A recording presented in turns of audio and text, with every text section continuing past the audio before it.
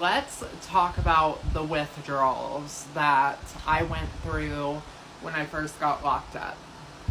Now, I hate the term "I'm built different." I hate that saying, but I think that I'm actually built different.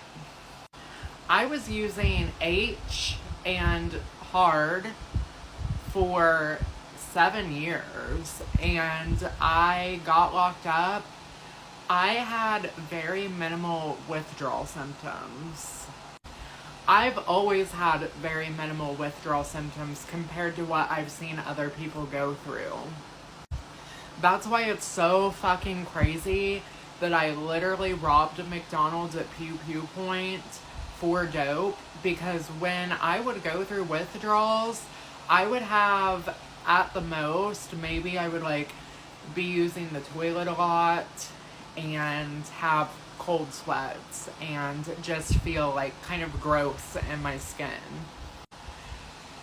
Once in a while I might get some restless legs, but when I was in jail, I did not experience any restless legs either. I just, for whatever reason, do not withdraw hard like that. I really don't. But as an addict, your greatest fear is the fear of being sick. So even me knowing that I don't get sick like most people do, I still had that fear in the back of my mind that if I didn't cop or if I couldn't get my dope, then I was going to be sick, and I just was not willing to take that chance. But with that being said, in jail, yes, I had very minimal withdrawal symptoms, but they weren't horrible. I've just never experienced horrible withdrawals. When I was on the streets and I wouldn't be able to get what I needed, I would convince myself that I was sick as fuck, but I really wasn't. When I would look at other people around me who were withdrawing, I did not experience anything like they did.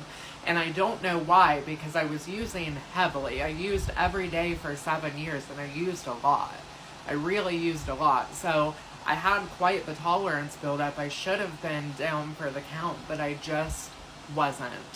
I also, though, am a very mentally strong person. I really am. I don't like to brag on myself, but I'm very mentally strong. And I know that a lot of the withdrawal symptoms that people experience are in their head. So I'm really good at doing things like urge surfing or self-coaching and telling myself that what I'm feeling isn't real. Obviously, we know that you're going to have flu-like symptoms, you're going to be using the bathroom, your eyes are going to water, you're going to be sneezing, you're going to be sweating.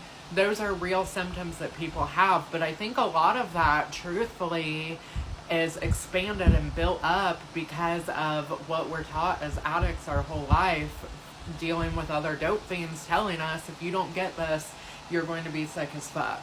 In my case, it just didn't happen like that. I had minimal withdrawal symptoms, and the real punishment for me was not the withdrawal symptoms, it was the amount of time that I went to prison.